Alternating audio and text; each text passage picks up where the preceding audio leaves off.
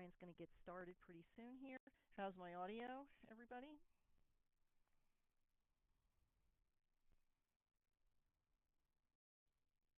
Good, excellent. Okay, wonderful. Thank you, Abby. All right, so I think at this point I'm going to sign off and we're going to get. Are you unmuted there, Ryan?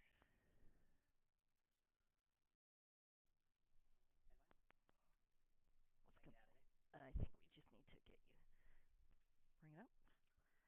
Go right there. And you're good.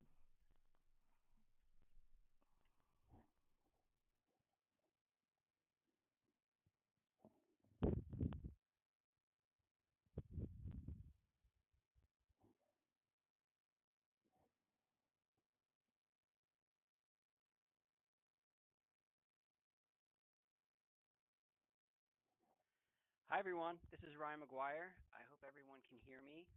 Thank you so much for joining me today. I'm going to talk about social media strategy at Princeton. For those of you who I know, a lot of this you've seen in meetings, and some of the strategy has been built with your input. So you'll see some stuff that you're familiar with, and for names that I saw before I went into full screen mode of people that I don't know. I was just told to slow down. Um, I hope that the information I share gives some insight into changes we've made to our social media strategy here at Princeton. And for those who are managing social media accounts, I hope to give you some good advice and some tips that you can use while thinking about your social media in a strategic way. So my name is Ryan Maguire. Again, I've been here as Princeton social media strategist since July. Before that, I was at the University of Delaware in a similar role for 3 years. And prior to that, I had gotten my start in doing professional social media at several television news stations. So, Princeton social media. So, here in the Office of Communications, myself and a colleague, Jill Feldman, our social media specialist. I work very closely with her. We come up with content that you see across all primary Princeton social media accounts. And I'll explain what that means in a little bit. Basically, it means if you see Princeton's main Facebook page, if you see Princeton's main Instagram account, Princeton's main LinkedIn, it's most of the time Jill, with my help, coming up with the content that we put out on those channels. So we're managing Princeton's main social media accounts, and then I also work with people across campus who are managing other Princeton social media accounts. And of course, there are very many. There are accounts that represent different different programs, different departments, different initiatives, and they all have a social media presence. So I work with the people who are managing those accounts to kind of make the best out of their social media efforts. And I'm going to talk a little bit more about how we do that. First, I'm going to go back to what we do here in the Office of Communications. So when I say we manage Princeton's primary social media accounts, I mean that from our office, we're managing Princeton's Facebook page, Twitter account, Instagram, Google+, Vine, LinkedIn, YouTube, Snapchat, Pinterest, and Weibo. Now, I think I got them all here in this slide. But that's a lot, and it's a lot of fun, of course. So, and I'll go back and say that at this point, while a lot of people have Facebook and Twitter accounts, some departments have Instagram accounts. We manage Princeton's only LinkedIn University page, only Snapchat account, only Pinterest account, and only Weibo account. I'm not sure what just happened, so take me back in. Okay. We do monitor Yik Yak. That's not on here because we don't manage it, but yes, we do monitor Yik Yak. Um, and yeah, thank you for the question. I'll be taking them throughout this whole presentation. So,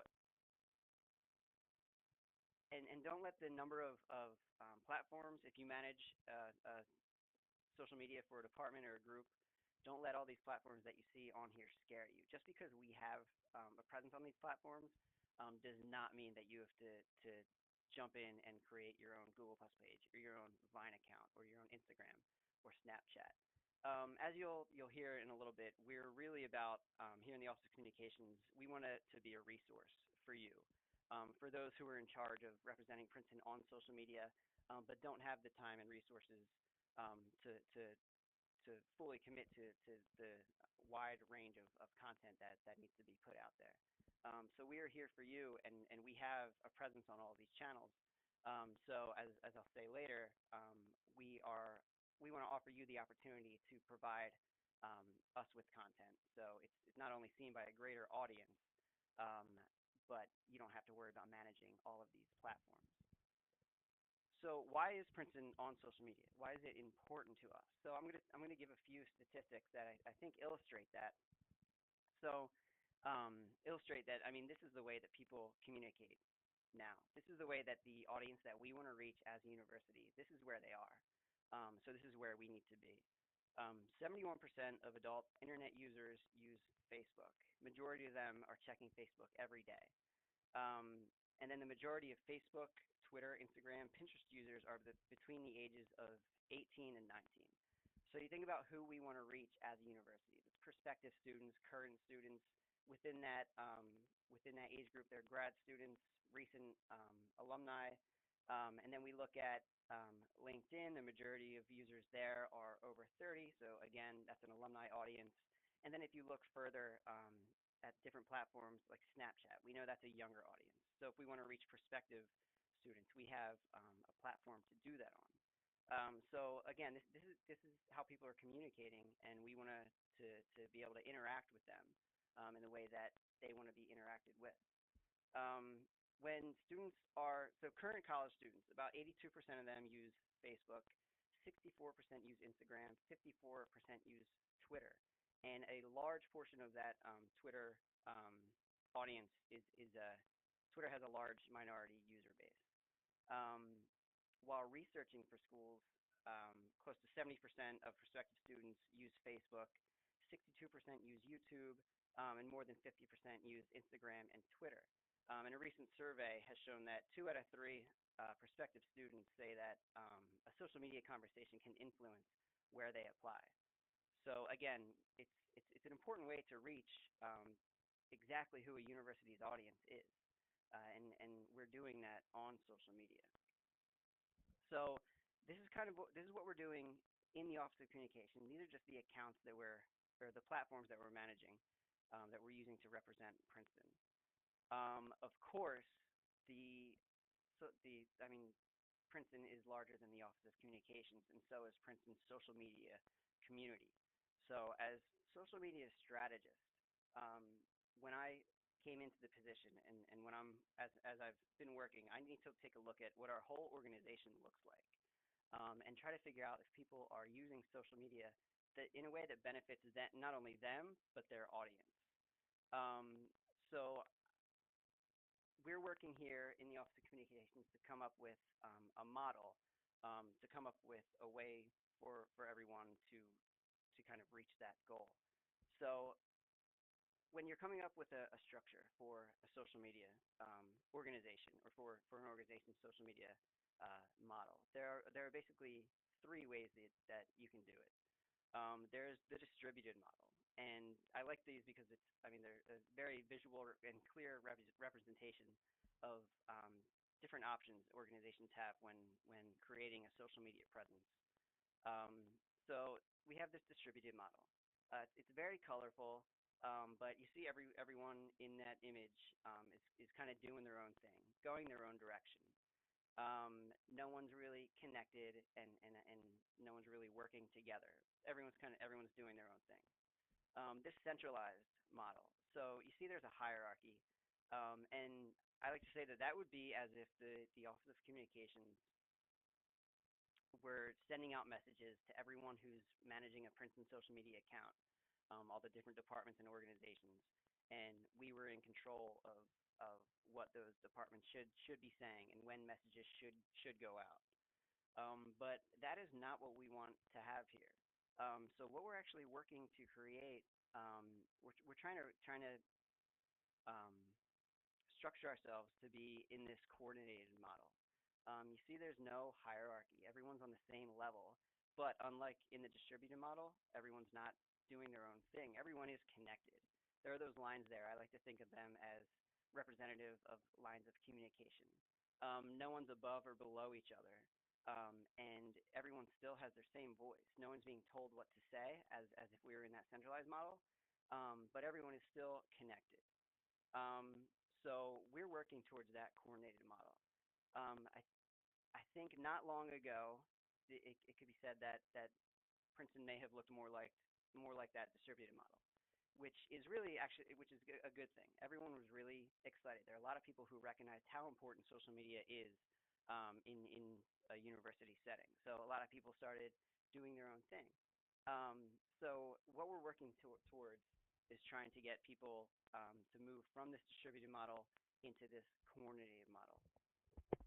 I'm going to talk a little bit about how we're doing that.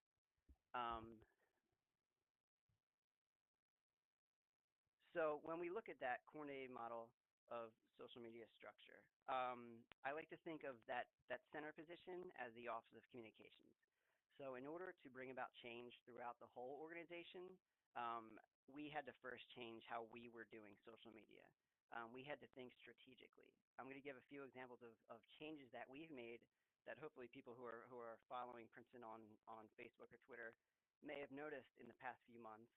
And then those are also meant to be examples for people who are thinking about kind of revamping their social media efforts to be more in line with what we're doing at the university.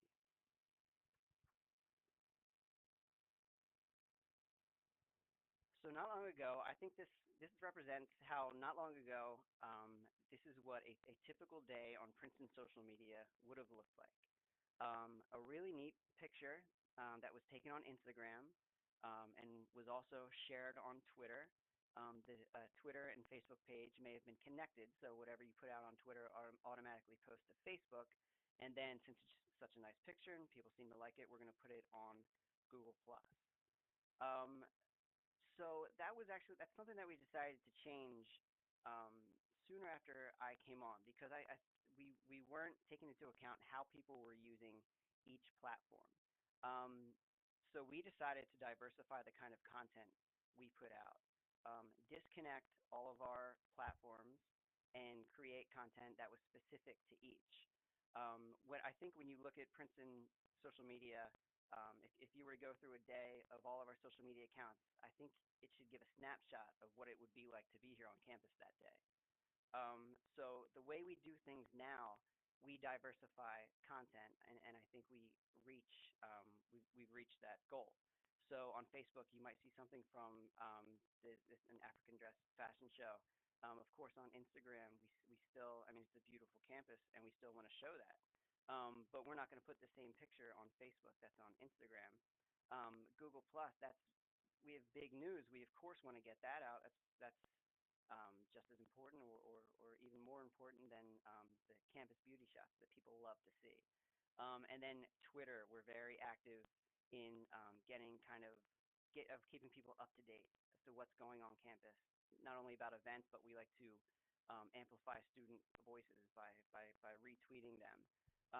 So again, I think if you picture yourself coming to campus for a day, look at everything that you would it's possible for you to see.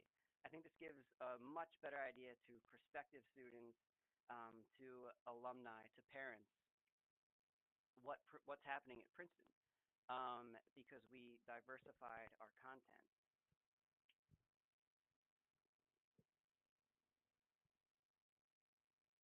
The second thing we did is we realized that there was a conversation happening around Princeton, and we were missing out on parts of it. So we decided to introduce a hashtag that I hope people have seen, hashtag PrincetonU. We started using this whenever we talked about ourselves, mainly on Twitter, but any other social media platform that uses hashtags. And once we started doing this, our audience members noticed that, hey, if I wanted to talk about Princeton and I wanted them to notice me, I want other people who are interested in Princeton to notice me. I'm going to use this hashtag PrincetonU. Prior to that, people were creating their own hashtags. They were saying things about the university that we were not aware of because we weren't tracking one specific hashtag. Um, and this is something, even though we're doing this on a university scale, if you're in a department, if you're in an organization and you're not using a hashtag to talk about yourself, you're missing out on potential user-generated content, pictures that students are taking, things that are happening at events that you could showcase on social media, but up until this point, you may have not been able to track it. So I suggest introducing a hashtag if you don't have one. Here's an example of what we get from that. So this student used the hashtag PrincetonU. What a dream, sitting in a packed auditorium watching Misty Copeland speak at PrincetonU. Um, we know that prospective students, the way that they use social media is they will look at what hashtag a school is using and search for that to see what students are saying. They seem to trust what current students say more than what we write on our website, which makes sense. I think they're used to being marketed to, and they look for authenticity, so they look to see what current students are saying. So by us introducing that hashtag, not only does it let us see what people are saying about us, it lets our prospective students and students at other schools see what it's like to be a student here at Princeton. Again, even though that this is about the university in general, I could see this working for a department or group. So this is just something that we couldn't say. We couldn't be the voice of a student. But through social media, we let the students interact and we amplify their voice. Another hashtag that we had success with, and I'm not going to take credit for this because this started before I got here, and I think it's great. Princegram is the hashtag that we use on Instagram. So and that caught on. So students and people who are visiting campus and alumni and people who are traveling across the country representing Princeton, whenever they take a picture on Instagram related to Princeton, they'll use hashtag Princegram. And again, this provides us with content that as employees sitting in offices, we don't always have the resources and time to go out and really capture what's happening on campus or at an event. So introducing a hashtag and then utilizing student-generated content or user-generated content is a great way to do that. Now, just a few weeks ago during Intersession, we started asking people who went abroad to use hashtag Princeton Abroad. So now we have photos of student groups in Spain and Ireland, kind of getting an experience that you can only get when you go to Princeton. So as we continue to use this hashtag over spring break throughout the semester as students study abroad, that's something that we can monitor. We can see what people are saying about Princeton abroad from wherever they are. We can repurpose that content, and then people again get to see the kind of experience you get to have as a Princeton student. Again, coming from the voice of a Princeton student. As an example of a department or a group taking advantage of this, Pace Princeton, the Pace Center, used hashtag breakout Pton during their breakout trips. So again, students across the country doing all this great work use this hashtag, and then Gwen McNamara was able to pull together a storify story. So that's something that she can then repurpose and turn around and say, look, these students are really doing something great. Don't take our word for it. See what they're saying themselves. Do we have a question? I think we do. Okay.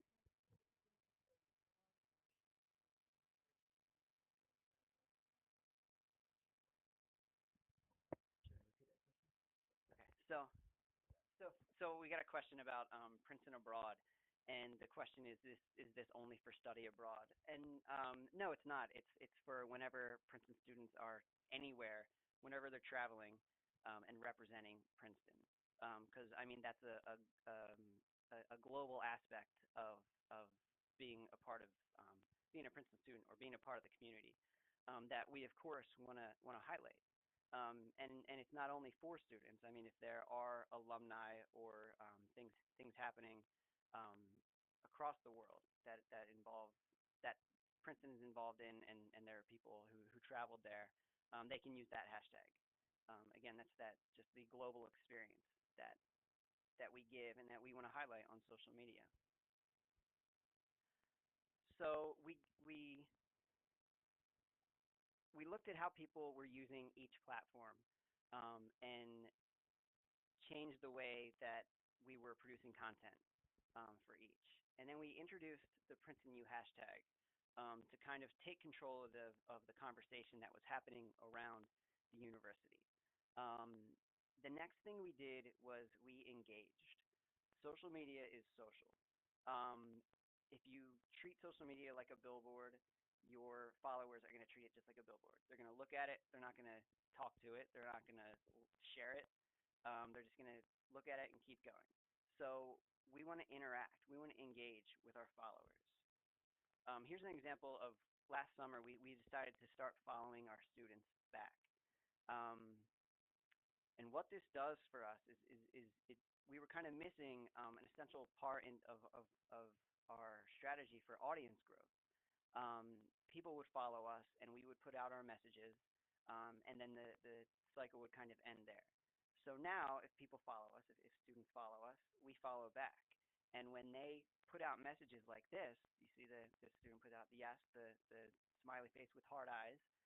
That's something that her, I don't know, hundreds or thousands of Twitter followers then see. And they could be prospective students who had never considered Princeton before. They could be students at other schools who are now considering transferring to Princeton. They could just be, again, people who haven't thought about Princeton and then decide that they want to follow us on Twitter too. So interacting and following back our students, um, putting the social in social media helped us gain a lot of followers. And I know I've gotten questions about how to gain followers, and that's again, just don't use social media as a billboard. Interact with them, interact with your followers. And if you can't, you don't have the time or resources to be able to do that, I'll say this many times throughout the presentation, please feel free to reach out to me anytime, and I'm here to help you figure out the best way that we can do that. My email, I guess I'll give it now, rm20@princeton.edu. You'll see it again. Um, so we started interacting with our audience. And what this did for us, this strategy of engaging with our students has paid off. We see it in the content that we're now able to share through social media. These are students who follow us on Snapchat.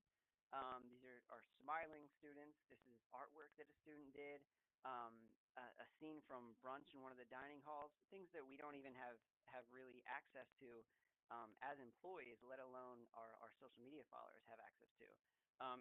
It really gives a clear picture of what it's like to be here at Princeton. And of course, this is what we get from engagement. And then once we engage with our followers and we have this kind of unique user-generated content, people are paying attention when we do have an important announcement to make or an important research story that goes out. So this kind of just gets the attention of our audience better than we had been able to in the past. And then when we do have important university messaging, they're paying attention. So that engagement, it drives social media growth. So I say that it paid off, and we not only see that in the content, but when we look at our numbers, here's a look at the insights to the main Princeton University Facebook page. And I know that as the team, as part of the team that manages the Princeton University, the main Princeton Facebook page, our numbers are it's kind of unfair how high our numbers might be compared to the other accounts out there. But numbers aren't really the most important thing when you're managing a social media account. I think the engagement that you see is. And again, if anyone needs help with metrics, please reach out to me. I'd be happy to help anytime. So anyway, back to a look at our Facebook insights. So we changed our strategy in the middle of this summer. We can track the number of followers we have And if we look at the same time period last year, we actually grew this year at twice the rate. In other words, so from July to February this year, we gained 100,000 followers, whereas last year we gained 50,000. So the change, and I think that can be attributed to kind of changing up our strategy, changing up the content that we put out, how we use each platform, and how we engaged more with our followers. So here again to kind of recap what we did, and again I hope that anyone who's managing an account can use this information. Um, so we figured out how and why people were using each platform. We weren't putting the same content out, and had to think about whether we have the resources to commit to a worthwhile user experience on each, or are we just jumping into any brand new social media platform that comes out. Obviously, I think the taking a look at each platform first is the right strategy. It's better to be successful and manage one platform well than try to be on all of them. There seems to be always something new coming out, but we really want to take our time and wait and figure out if we can really manage um, so many platforms because there are so many out there. Um, Speaking of platforms, if we are managing multiple, we want to be platform specific. This is a point I've made, and I know that people who are listening and have been in meetings with me, come to our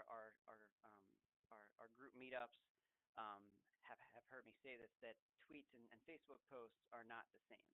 Um, I said before that we disconnected all of our accounts that were connected, and I know it's a time saver, but users can tell. I'm gonna sidetrack a little bit and just give an example. No one here. This is not a Princeton account, obviously. So this is a news station's Twitter account. Their Twitter account is hooked up to their Facebook page. Again, I know it's a time saver, so they only have to write on Facebook and it tweets, or they only have to tweet and it shows up on their Facebook page. But this is how it looks. So days after a string of burglaries committed inside a business complex in Dover, workers still feel worried about, and that's not a complete sentence. It doesn't tell a story. There's no valuable information there. But I do see, as a Twitter user, I see that if I go to the fb.me link, that's going to close my Twitter app. It's going to open the Facebook app, and I'll have to read the rest of this sentence on Facebook. If I wanted to be on Facebook, I would have been on Facebook and followed this station's account. Another thing to think about is that, so here's another example, top 5 stories on NBC2.com. That's only one story. Um, are your Twitter followers really going to, I mean, first of all, they might not even be on Facebook, but are they really going to click on that link, close Twitter, open up Facebook to read the rest of this list? When in reality, if you're looking on Twitter on a mobile, there might be 4 or 5 tweets above and below this one. They're going to keep moving. So you're not going to get that interaction. You're not going to get interaction that's native to Twitter if you're not speaking in a way that is native to Twitter. And then this was someone just posted something to their Facebook page, and this is how it showed up on Twitter. So again, if you have your Facebook and Twitter accounts linked, while it is easy and it is a time saver, it might not be benefiting you or your office or department in the way that it could be. And again, please reach out to me if that's the case, and we'll figure out what to do. Um, so yeah, and then if you're also sharing the same content on every platform, you're not giving your followers a reason to follow you on each. So why would they follow you on Instagram if they can see the same picture on Facebook? Why are they going to follow you on Twitter if they see the same thing, if you're just tweeting out the same pictures that you put on Instagram? So you're going to kind of halt growth on each of these platforms that you're not providing the correct kind of content for. So we found out how and why people use each platform and changed the kind of content that we put out. We made that content platform specific, and we decided to own the conversation.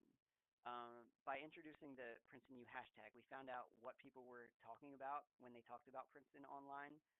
We were able to, so if people have a question or a complaint, um, if they would have used hashtag Princeton University in the past, we wouldn't have seen that because we weren't tracking it. Now we can see when people use the hashtag Princeton U, and when they say something nice, we see that as well, and so do our prospective students and current students.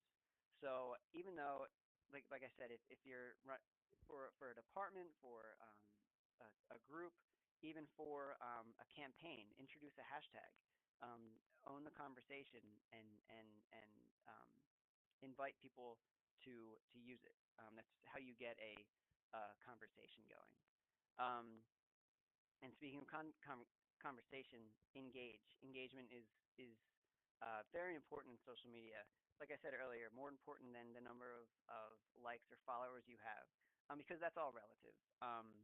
But if you have people who are engaging and being a part of the conversation, that's going to increase your reach. More people are going to be aware of your account, and I think that's part of the reason why we're on social media. We want more people to be aware of what we have to offer at Princeton and um, what each of our departments have to offer. So we want to engage them and really build that community. Once you start doing that and you start showcasing user-generated content, that shows authenticity to potential future followers. So they see you not just as a kind of an output for university marketing, but more of a community, and they want to be a part of that community.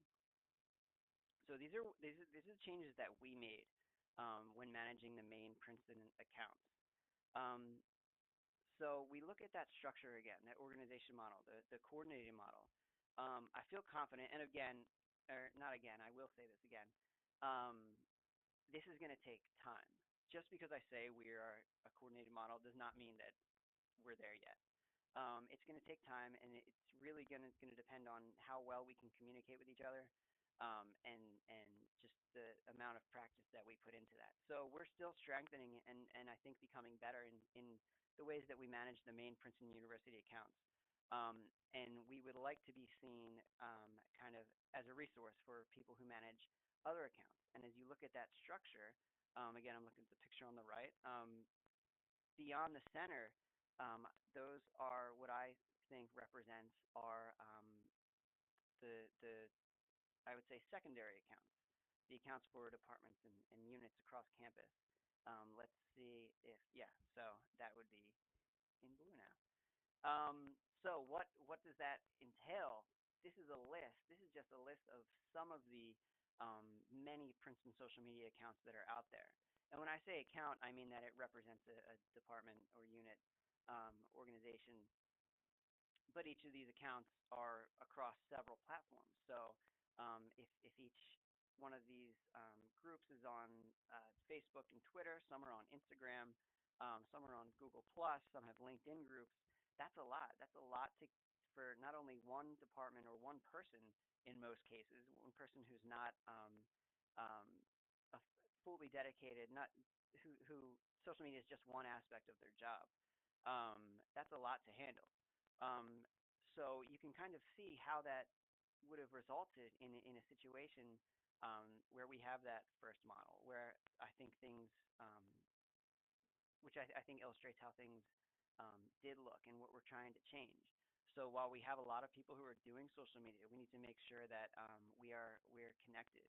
And I'm kind of trying to make that happen by restructuring instead of everyone kind of doing their own thing. I try to break it up into a new structure here. So we have the Office of Communications, and then we also have a social media steering committee, which is a small group of people who are recognized on campus for having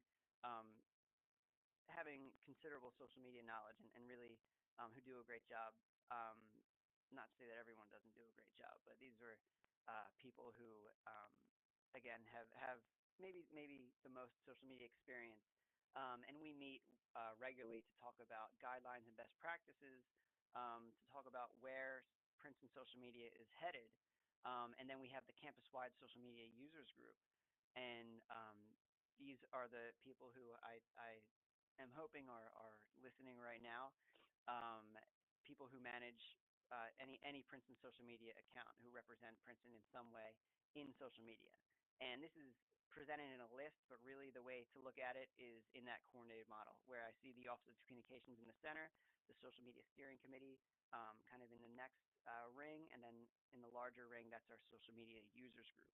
And again, there's no hierarchy there. We just want to be able to communicate with each other and be aware of what everyone's doing. So if someone who's managing one account knows the rest of the managers of the other accounts, then we know that we can reach out to this person to ask them to share a post or to look out for a tweet to retweet. That's going to help everyone grow their audience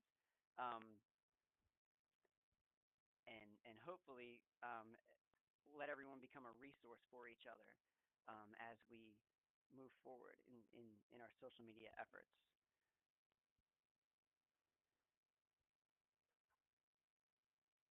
I'm sorry, I'm just going through my notes.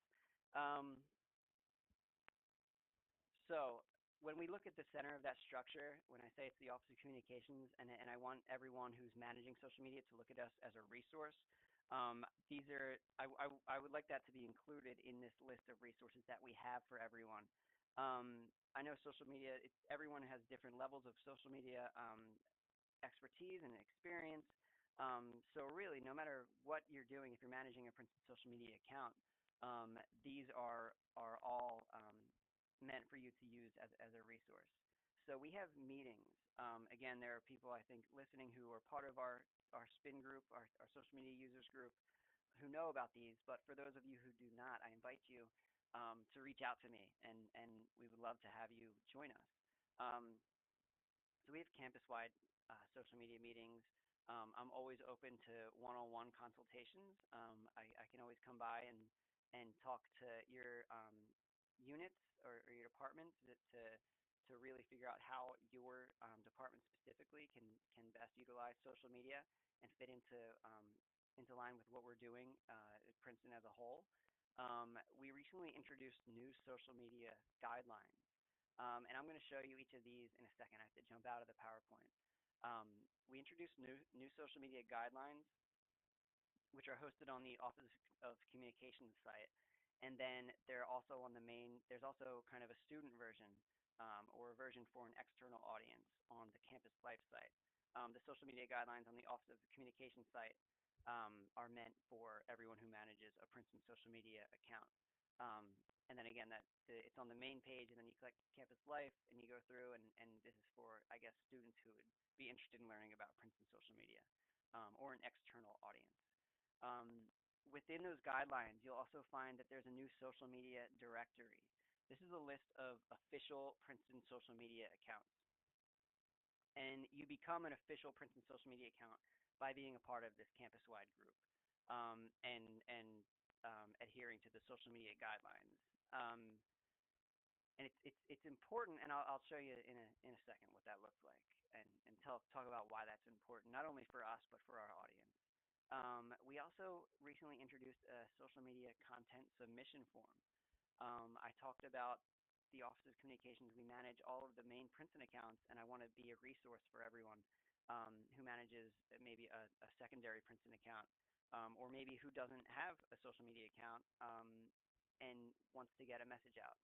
So we have this form that you can now use to craft your own social media messages, and we put them out on the main Princeton accounts for you, which are obviously going to be seen by a much larger audience. And then, which we have a really neat thing that a lot of people across campus have contributed to already, our Princeton social media blog. At many institutions, there are guidelines, best practices, and this is where we keep our best practices. It's updated every week with by a member of the Princeton social media community with stories about successes they've had, experiments they've tried, and I'll show you that in just a second. So, do we have any questions at this point? Okay, I'm going to jump out of the PowerPoint to show you these online.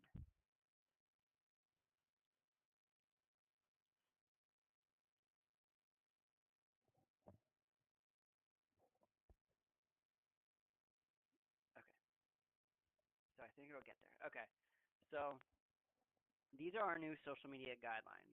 I think it's important for anyone who's managing or interested in managing or representing Princeton through social media to check out. Information about there's information about how and why we use social media here at Princeton, a little more background into the structure that I talked about for people who are managing accounts or think they may need to start an account. There's information.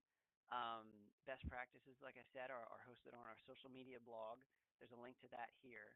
Um, and then we have our policy and information about sharing content, interacting with your audience, multimedia guidelines. Um, so this was updated just a few weeks ago. It had not been updated. Our guidelines had not been updated since 2011. And if you looked at them back then or you looked at them recently, you may have noticed that that document was 31 pages long. So I cut it down to one, which I think holds all the relevant information, everything that I think that I think you need to get started.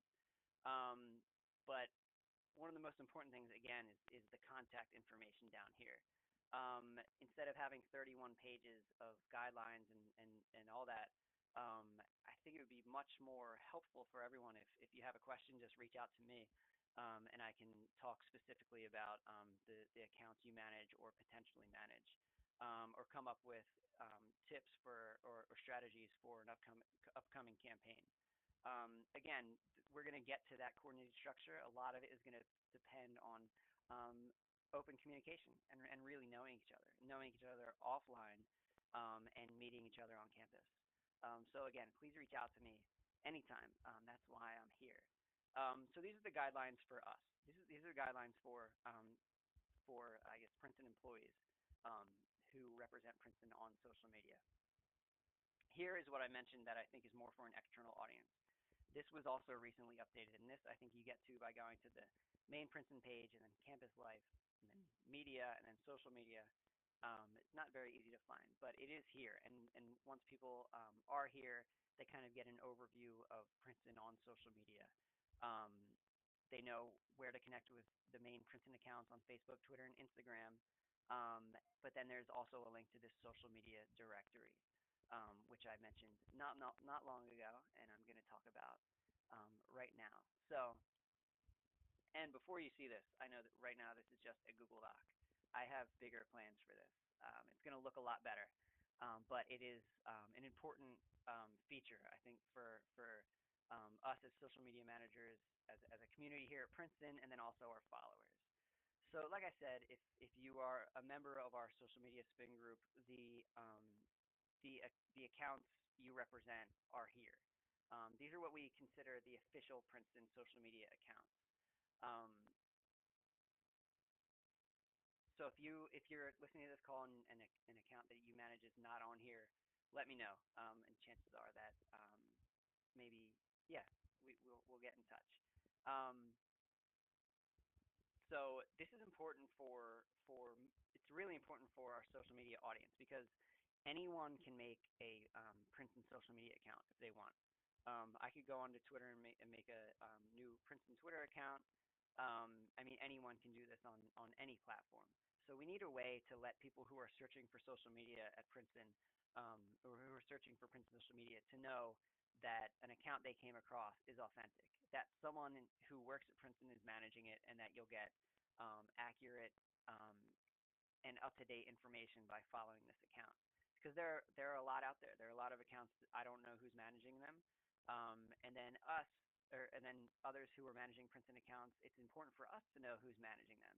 So if you were to be scrolling through Twitter and you see a handle that has Princeton in the name, before retweeting it, you might want to check this to make sure that that's really an authentic Princeton social media account. So again, this is an important tool for our followers, our potential followers, and then us as managers. And again, yeah, it's a Google Doc right now. It's just a representative of something that I hope to build that will look a lot better soon. But this is also a new addition along with our guidelines. Um, here on on both forms of the guidelines, the one for internal audiences and external audiences, you'll see this link to this content submission form, and this is where it brings you. So, the thinking behind this is if I'm in a group on campus, or I'm someone in a department who doesn't have a social media account, but I want to contribute to the school's social media messaging. I don't have to start my own. I don't have to start a Facebook page for my unit. Um, a lot of people may think that starting a new social media account is the way to go, but then they find that they don't really have enough messaging to sustain the account and to make it worthwhile to their followers. So again, we want to be a resource for you. Let us get your message out on the main Princeton accounts, and this is the way to do that. So you just fill this out with your name, your Princeton email address, which department group or unit do you represent, and then you come up with your message and choose which platform you want it to go out on. So this is a great way to reach a huge audience. I would say the largest possible audience that you could reach on social media by going through the main Princeton accounts instead of starting a new account from scratch. And then, of course, if you already manage an account, you are also more than welcome to contribute to the main account's messaging by using this content submission form. Also, what you'll find through the guidelines document is a link to our Princeton social media blog. Again, this is meant to act as our best practices. So if you have a question about social media, the first place you can go, the first thing you can do is email me, definitely. But another resource is princetonsocialmedia.tumblr.com. Every week, someone who manages a Princeton account contributes to this blog, again, with a story of success or something that they've learned that is valuable to anyone managing a Princeton account across campus. Do we have a question? How do you decide what content actually goes out? The question is, how do we decide what content actually goes out after it's been submitted? Most of the time, we will put it out. It just depends on, usually the decision we make, even though we give you the option, is the platform on which we put it out. Managing accounts that are representative of the whole university, since we're doing that, we want the largest variety of content possible that we can get. So if you're not already represented on social media, we will gladly take your message. If we do have a question about it, then we'll ask you. But we don't get submissions, and then if we decide not to post it, we'll tell you why. But for the most part, the decision isn't should we post this or not. It's where should we post this? Where is it going to reach the biggest audience?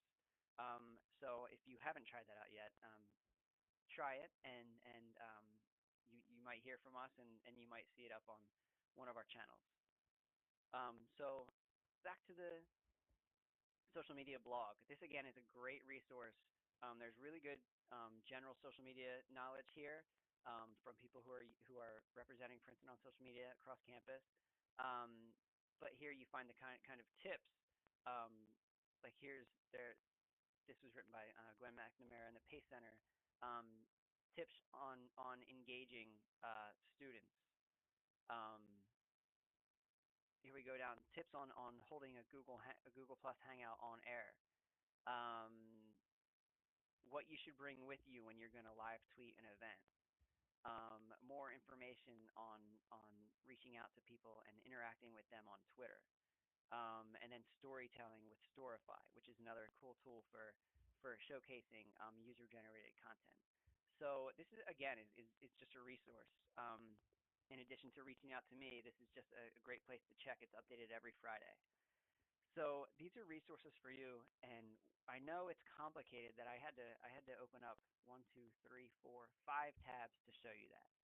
So it's a project of mine to kind of put this all into one spot that would make it very easily accessible for anyone who needs this information. Because right now, yeah, if we're going to princeton.edu/communication/, that's it can be easier, and we're working on a way to make that easier for you. And again, by using those resources and asking questions, reaching out to me, and following along with what we kind of have been experimenting with here in the Office of Communications, I think that could be a way to a successful way to kind of um, get the most out of your social media efforts and be in line with the strategy here at Princeton Social Media. Um, and that's the hashtag for Princeton Social Media. We use that to talk about ourselves. You're welcome to use it as well. Um, that's my email address. Again, reach out to me anytime, and if you want to find me on Twitter, that's my handle. That's it right now, and I'm wondering if we have any questions in the queue. No? Okay. So thank you so much, everyone, for joining me. I hope this was valuable. Again, feel free to reach out anytime, and we will be working to make that coordinated model a reality. We're almost there, and I think we just need to work together to make it stronger. All right. Thank you very much.